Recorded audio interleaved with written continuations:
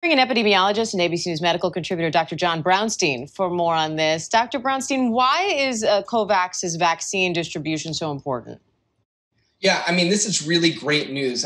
Up until this point, there's been over 100 countries that have yet to receive a single dose of this vaccine. Yet we know that the pace of rollout in this country is going incredibly fast. So COVAX is doing incredible work to make sure that low and middle income countries are getting their access.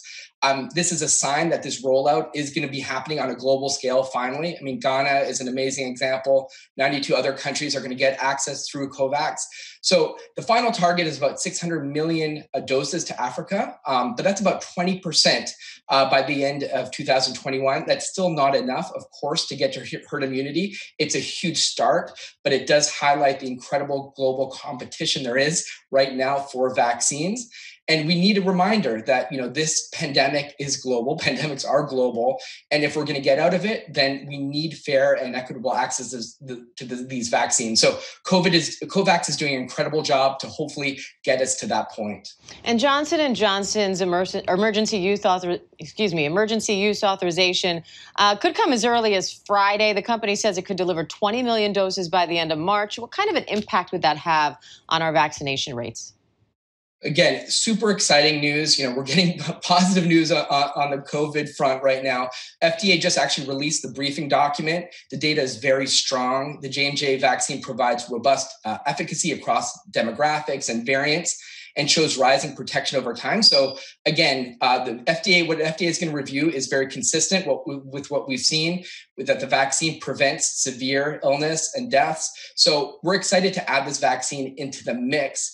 But initially, the doses will be in the millions, right, after authorization. So we won't see it really pick up until March or really later into the summer.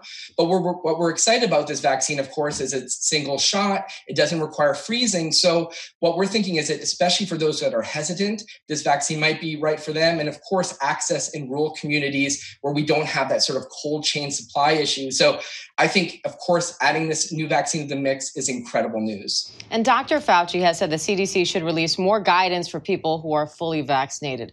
What's your advice to that group in terms of where they can go, who they can see, that kind of thing? Yeah, no, I think this is a great point because I think what we've seen is this rise in what we call vaccine alarmism, right?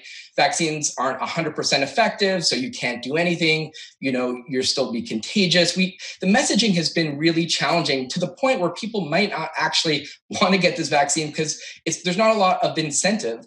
But what we're seeing, of course, is some guidance are finally changing, right? This idea that you don't have to quarantine if you're exposed and you actually had the vaccine, both doses of the vaccine, of course. But other guidances might change, of course, this idea around travel, between state travel where you have to quarantine. Well, if you've had a vaccine, maybe you don't have to do that, or maybe you don't have to test as much. And I think the thing that we're all looking forward to is getting together with our families. And so indoor gatherings among people that are vaccinated, I know I'd love to see my parents right now. I think ultimately, if we can all get vaccinated, these are the kinds of things we can start doing right now. All right, Dr. John Brownstein, always great to have you. Thank you. Thank you.